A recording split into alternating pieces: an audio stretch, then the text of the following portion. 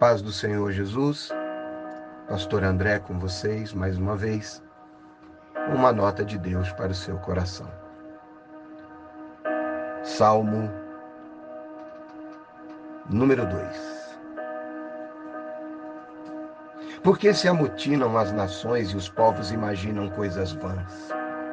Os reis da terra se levantam e os príncipes juntos se mancomunam contra o Senhor e contra o seu ungido, dizendo: rompamos as suas ataduras e sacudamos de nós as suas cordas. Aquele que habita nos céus se rirá, o Senhor zombará deles. Então lhes falará na sua ira e no seu furor os confundirá. Eu, porém, ungi o meu rei sobre o meu santo monte, Sião. Recitarei o decreto, o Senhor me disse: tu és meu filho, eu hoje te gerei. Pede-me as nações, e eu te darei por herança, e os confins da terra por tua possessão. Tu os esmigalharás com uma vara de ferro, tu os despedaçarás como a um vaso de oleiro. Agora, pois, ó reis, sede prudentes, deixai-vos instruir, juízes da terra. Servi ao Senhor com temor e alegrai-vos com tremor. Beijai o filho, para que não se ire e pereçais no caminho, quando em breve se inflamar a sua ira.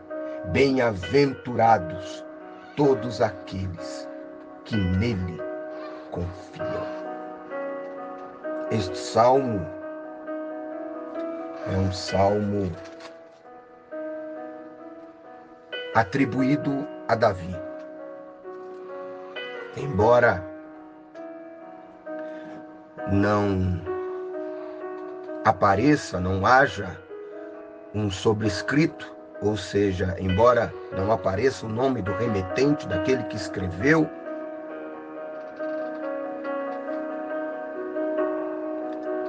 tem o seu destinatário ou destinatários: Israel e as nações, a humanidade, enfim, toda a criação de Deus. Este salmo é considerado, assim como outros textos do livro dos Salmos, um salmo messiânico, ou seja, que fala do advento do Messias, da vida do Messias, do governo do Messias e do reino futuro do Messias e a sua glória. Este salmo também é um salmo bastante citado no Novo Testamento. É um salmo bastante presente no Novo Testamento. Esse salmo, ele traz em si, no seu escopo, no seu corpo, 4 cenas distintas. Lembrando que esse também é um salmo tido como um salmo de coroação, da coroação de Davi como rei de Israel. E ele começa com uma pergunta, e essa pergunta com uma explanação do verso 1 ao verso 3, que fala da rebelião dos povos, da rebelião das nações. E ele começa com uma pergunta: por que se amotinam as nações e os povos imaginam coisas vãs? Os reis da terra se levantam e os príncipes juntos se mancomunam contra o Senhor e contra o seu ungido, dizendo: rompamos as suas ataduras e sacudamos de nós as suas cordas. Como quem... falando num primeiro momento a respeito da coroação de Davi, do reinado de Davi, a oposição de povos gentios, inimigos, contrários a Davi e a Israel, e agora contextualizando, trazendo para os nossos dias uma rebelião dos povos contra tudo aquilo que é de Deus, dos líderes mundiais, dos reis, dos poderosos, dos presidentes, dos governos, que se rebelam contra Deus, contra a sua palavra, contra a sua lei, contra os seus estatutos, contra tudo aquilo que é de Deus, e juntamente os seus súditos e seus príncipes, dizendo, se mancomunando, planejando contra a igreja, contra o povo de Deus, contra os escolhidos de Deus, e eles dizendo, vamos romper as ataduras, vamos sacudir de nós as suas cordas, ou seja, nós não queremos nada com Deus, nós não queremos nada com o povo de Deus, nós não queremos nada com a palavra de Deus, nós vamos agir e viver segundo os nossos próprios conceitos, as nossas próprias ideias, os nossos próprios planos, aquilo que nós acreditamos ser bom, as nossas invenções, as nossas maquinações, o nosso poderio bélico, militar, a nossa força e poder político e financeiro. Nós não queremos Deus, não precisamos de Deus e nem do seu ungido. No caso, num primeiro momento, Davi, depois isto tratando do próprio Cristo, porque nós vamos ver este salmo aparecendo em Mateus no capítulo 3, em Mateus no capítulo 17, em Atos no capítulo 4, em Atos no capítulo 13, falando acerca do Filho de Deus, quando o Espírito Santo se manifesta e diz, este é o meu Filho amado, em quem eu me comprazo, a ele ouvi. Ou seja, as nações na época de Davi rejeitaram Davi, os povos rejeitaram a Davi, assim como hoje os povos, as nações, os governos mundiais rejeitam a pessoa de Cristo, a obra de Cristo, a existência de Cristo, a volta de Cristo e o futuro governo de Cristo sobre todas as coisas. Mas uma outra cena se apresenta neste salmo, agora a segunda, e a resposta de Deus vem 4, 5 e 6, que está escrito, aquele que habita nos céus se rirá, o Senhor zombará deles, então lhes falarás na sua ira e no seu furor os confundirá. Eu, porém, ungi o meu rei sobre o meu monte, o monte Sião, o santo monte do Senhor. Ou seja, diante de toda a arquitetação humana, na época de Davi, Deus estava dizendo, eu escolhi a Davi, eu ungi a Davi, eu achei a Davi o meu servo segundo o meu coração. Eu achei, eu escolhi, eu derramei, eu ordenei que fosse derramado óleo sobre a sua cabeça. Ele está escolhido, está ungido, está separado, e nada vai impedir que eu, Deus, aleluia, execute os meus planos na vida de Davi e através da vida de Davi. Me permita pontuar algo aqui. Deus se rirá de todos os teus opositores. Ei, obreiro, ei, serva de Deus, ei, você que foi chamado, ungido, vocacionado, separado para o santo ministério, não importam as oposições, não importam as mancomunações, os conchavos, as fofocas, as trocas de mensagens, as conversas da calada da noite, os murmúrios. O profeta um dia escreveu, Jeremias, se não me falha a memória, dizendo, eu ouvi murmuração por todos os lados, aqueles que me cercam se mancomunam querendo o meu mal, mas Deus é quem guarda o seu servo. E Deus está dizendo, eu me rirei de todos eles, eu zombarei dos seus conselhos, pois eu escolhi, separei, ungi o meu servo para uma grande obra. Eita glória! E acerca do Messias, pois é um salmo messiânico, o plano da salvação foi estabelecido. O plano de Deus já foi estabelecido. Deus já determinou, e a maldade do homem durará só apenas mais um tempo, porque a Bíblia diz, e é verdade, ainda um pouquinho de tempo, o que há de vir virá, e não tardará. Jesus Cristo breve virá para reinar sobre a terra, soberano, soberano sobre todos os governos da terra, sobre todos os domínios da terra.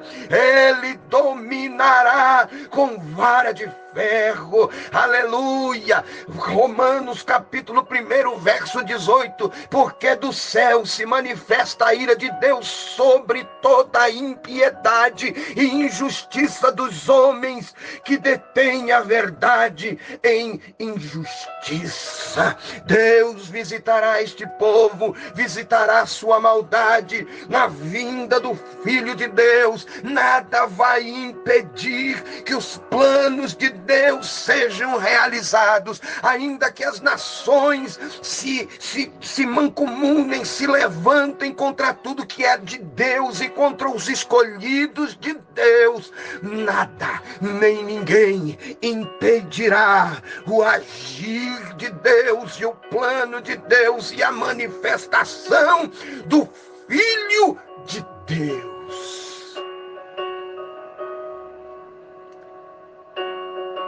Aleluia. O salmo continua e apresenta o terceiro cenário, dos versos 7 ao verso 9, que diz: recitarei o decreto. O Senhor me disse: tu és meu filho, hoje te gerei. Pede-me, e eu te darei as nações por herança, os confins da terra por tua possessão. Tu os esmigalharás com uma vara de ferro, tu os despedaçarás como a um vaso de oleiro. Aleluia. Deus, o Pai, promete enviar o seu Filho amado e entregar-lhe a suprema herança das nações. A suprema herança das nações, para aniquilar todos os que se opõem ao seu governo. Esta promessa se cumprirá quando Cristo voltar à terra no fim dos tempos e destruir todos os inimigos de Deus. Oh, aleluia! Apocalipse, no capítulo de número 12, aleluia! E deu à luz um filho, um varão, que há de reger todas as nações com vara de ferro. E o seu filho foi arrebatado para Deus e para o seu trono.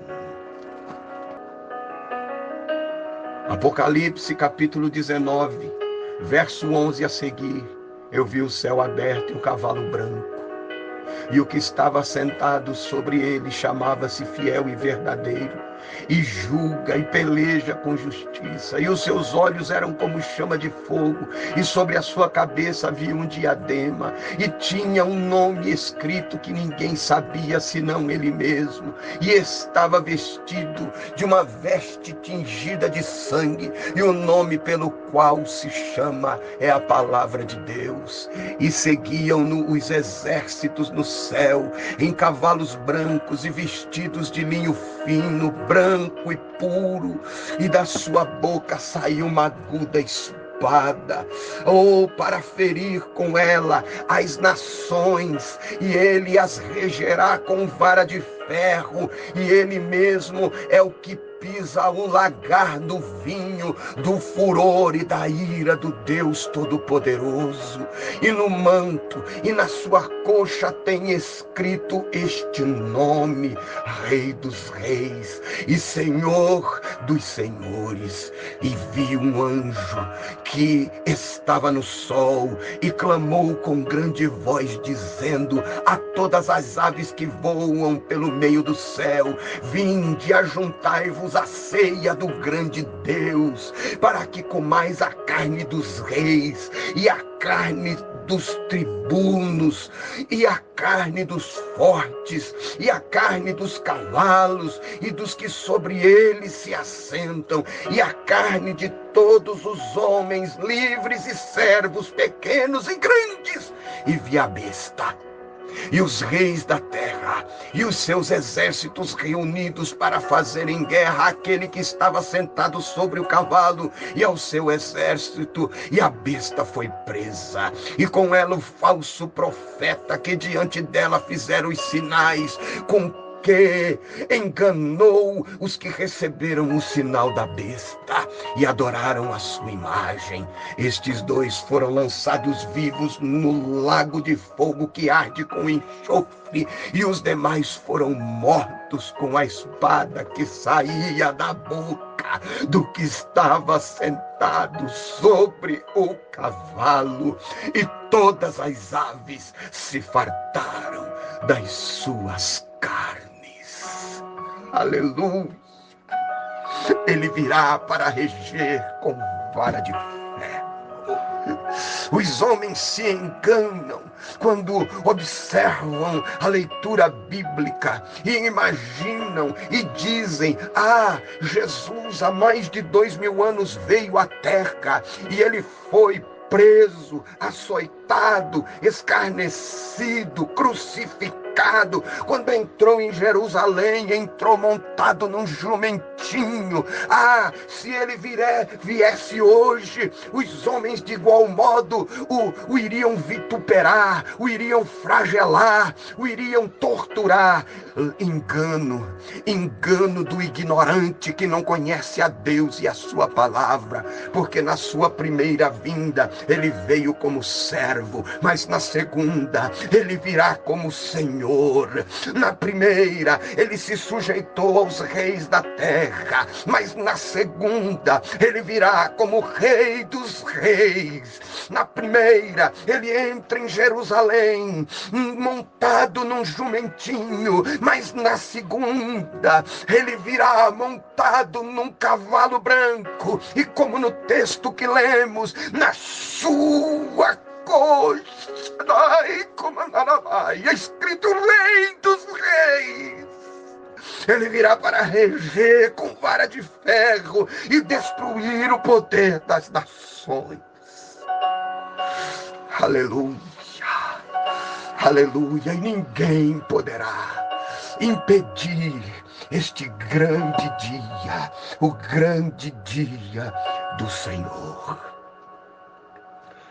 A quarta e última cena apresentada pelo salmista, versos 10, 11 e 12. Agora, pois, ó reis, sede prudentes, deixai-vos instruir, juízes da terra. Servi ao Senhor com temor, alegrai-vos com tremor, beijai o filho, para que não se ire e pereçais no caminho, quando em breve se inflamar a sua ira. Bem-aventurados todos aqueles que nele confiam. Através do salmista, o Espírito Santo está exortando toda a raça humana, toda a humanidade, num primeiro momento, exortando Israel e as nações a se submeterem ao ungido de Deus, o Rei. Mas agora a exortação é para que todos os homens, reis, poderosos, governantes, se prostrem diante de Deus, reconhecendo a soberania do Eterno sobre todos e todas as coisas. E ele diz: antes que venha o juízo. Deixai-vos instruir, sede prudentes, servi ao Senhor com temor, alegrai-vos com tremor na presença dele, beijai o Filho, ou seja, adorem o Filho de Deus, antes que venha a ira, porque em breve irá se inflamar a sua ira. Ou seja, busque ao Senhor enquanto se pode achar. Chame por Ele enquanto Ele está perto. Adore a Deus enquanto é tempo. Porque o dia do juízo virá. O dia do julgamento do nosso Deus virá. Mas os povos, os homens, endurecem os seus corações, endurecem as suas cerviz e negam-se a buscar e adorar e aceitar a soberania do Senhor. Eu quero ler um último texto com vocês. Hebreus, capítulo 3, verso 7 a seguir, que diz: Portanto, como diz o Espírito Santo, se ouvirdes hoje a sua voz, não endureçais o vosso coração, como na provocação no dia da tentação no deserto, onde vossos pais me tentaram, me provaram e viram por 40 anos as minhas obras. Por isso me indignei contra esta geração e disse: Estes sempre erram em seu coração e não conheceram os meus caminhos. Assim jurei na minha ira que não entrarão no meu repouso. Vede, irmãos, que nunca haja em qualquer de vós um coração mau e infiel para se apartar do Deus vivo. Antes, exortai-vos uns aos outros todos os dias durante o tempo que se chama hoje, para que nenhum de vós se endureça pelo engano do pecado. Verso 14, porque nos tornamos participantes de Cristo, se retivermos firmemente o princípio da nossa confiança até o fim. Enquanto se diz: hoje, se ouvirdes a sua voz, não endureçais o vosso coração como na provocação. Porque havendo-a alguns ouvido, o provocaram, mas não todos os que saíram do Egito por meio de Moisés. Mas com quem se indignou por 40 anos? Não foi porventura com os que pecaram, cujos corpos caíram no deserto? E a quem jurou que não entrariam no seu repouso, senão aos que foram desobedientes? E vemos que não puderam entrar por causa da sua incredulidade. Bem-aventurados todos aqueles que nele confiam. Se você confia no Senhor, nunca se esqueça, você é bendito, é abençoado, é bem-aventurado. Ouvindo a palavra do Senhor, como no texto que acabamos de ler em Hebreus, que não se endureça o seu coração. Que Deus te abençoe e te guarde. Em nome de Jesus. Amém.